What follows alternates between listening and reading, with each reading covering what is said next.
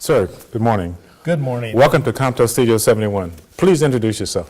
I'm Tom Buffenbarger, International President for the International Association of Machinists and Aerospace Workers, and honored to be here with you today. Glad to have you. Tell us about your connection with COMTO.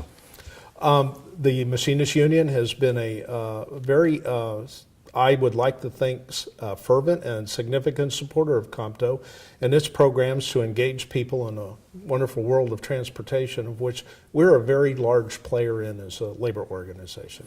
So are you connected through Department of Transportation and that network of Rodney Slaters and those kind of people? Definitely through Rodney Slater. He is a very close friend, both personally and institutionally, to our union. From his days going back to Arkansas and with President Clinton, to his days as the National Secretary of Transportation, and even in his post-political days, he has worked very closely with our union, representing us and our members on airline boards of directors and in other fashions and forms. And in fact, he was with you on the KLM issue, or Northwest issue at one time, wasn't he? You want to share that with us? There came a time when the IAM, who had a position on the Northwest Board of Directors, had a vacancy to fill, and it didn't take us too long to think that Rodney Slater's not the Secretary of Transportation anymore. We really don't know if he's gainfully employed at all, and we got a position for him to fill. And we reached out to Rodney over at law firm he was with, and Rodney, we are grateful he accepted the offer and represented the members of the Machinists Union on the board of Northwest Airlines, and he did so with distinction. We're very proud of him. The board of directors asked me to thank you personally for your contributions and support over the years, but especially for what Diane does for COMTO and her personal involvement. So that's an official message from Robert Prince, our board chair, to say thank you for that. But personally about Diane, you want to share her experience with Women Who Moved the Nation and how you felt when she was honored that day? Diane Babineaux is someone who's a very long-time friend of mine. More than that, she is a co-worker who serves the union. She is now a vice president a national vice president, with just great zeal. And for someone I've known for 40 years and watched grow as a person, as a union representative, and as a mentor, and then her work with COMTO leaves this union with a great deal of pride and satisfaction that one of our own has risen to the occasion to be recognized for her service. I've watched how she promotes this organization. I've watched how she reaches out to the next generation of workers in this country and encourages them to become participants, not just in this organization, but in our country and in this great industry we work in, and to make a difference. And Diane is a living example of someone who has succeeded in making a difference. Yeah, she's definitely a superstar, and we thank you and her for your contributions. You're about to leave in about 3 years, is that right? I'm about to leave in 8 months. Oh, 8 months, okay. I got that wrong on my note card.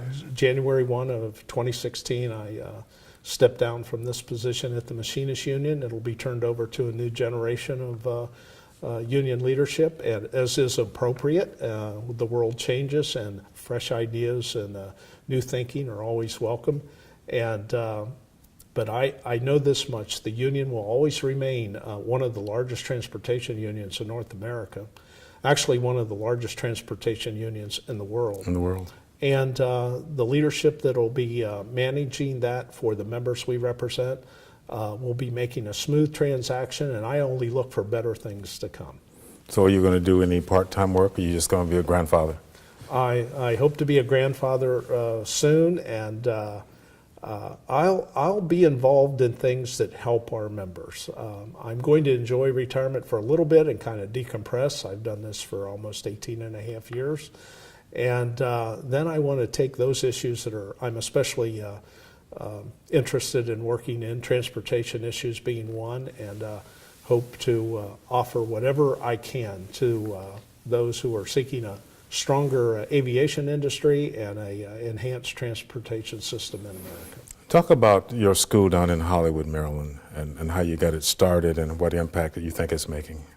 The school, the William Wentsinger Center in Hollywood, Maryland, came out of a dream of its namesake, William Wentsinger, who I was privileged to serve as his assistant during his years as international president.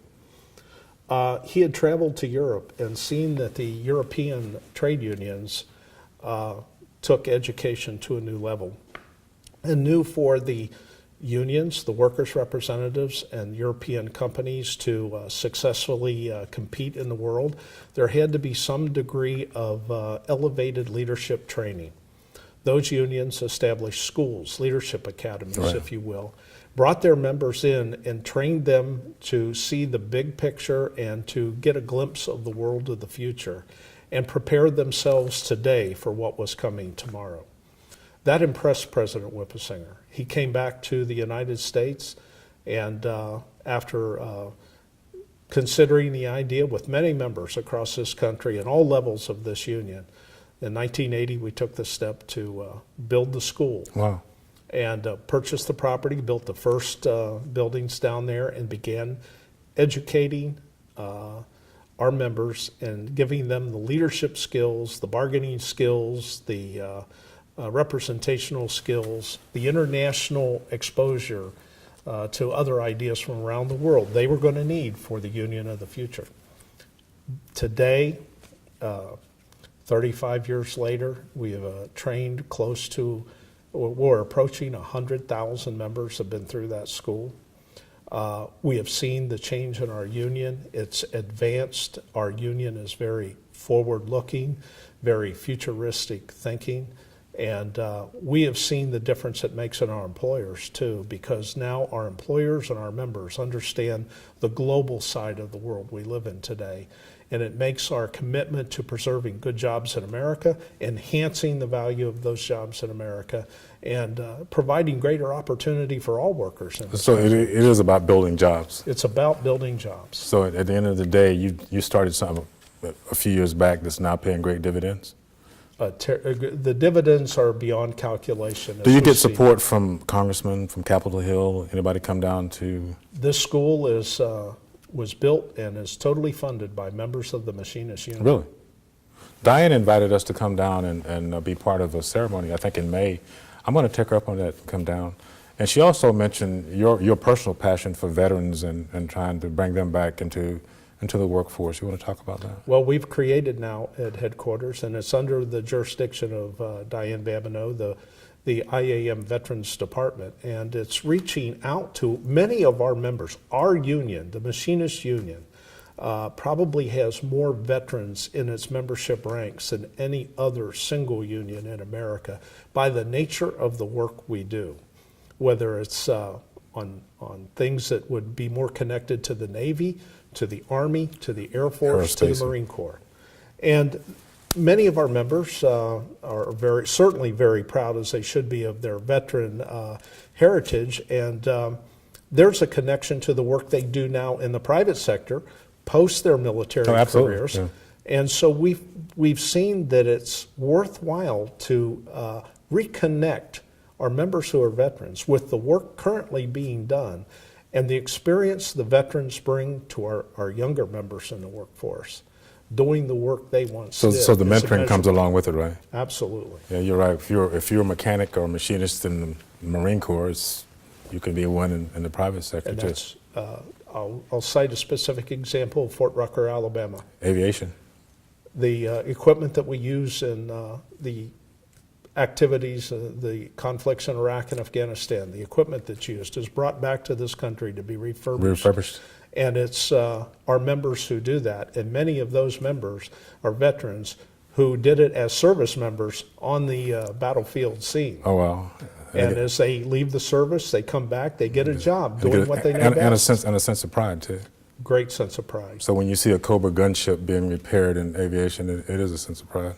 It's a sense of great pride for them to know that they're in a way, they are still part of the active defense of this great country. You know, listen to your story. You've had over the years the good fortune to be in a position to watch things unfold, to watch our nation go into conflict, come back, and now you're able to help our veterans come back into society. It's got to make it feel good.